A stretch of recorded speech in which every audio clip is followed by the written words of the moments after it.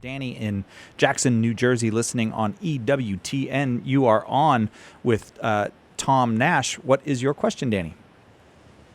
Hi, guys. Doing a great job over there. Well, thank you. Thank you. Well, my question is this.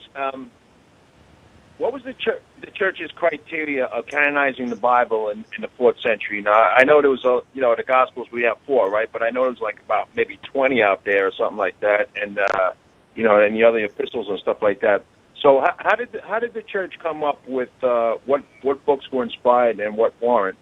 And the second part question was, a lot of people say, well, it doesn't matter what church you belong to as long as you believe in Jesus. How do you answer that? Sure.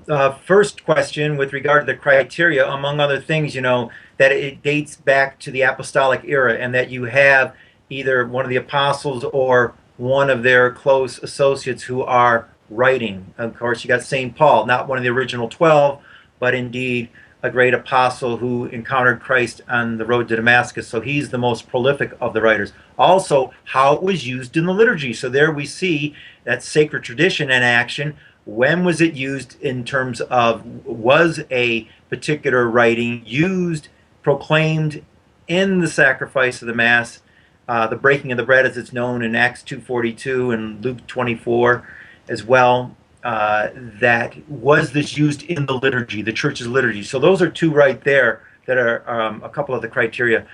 Good for further reading, I suggest the Ignatius Catholic Study Bible, New Testament, that is put out by Ignatius Press, and the editors are Scott Hahn and Curtis Mitch.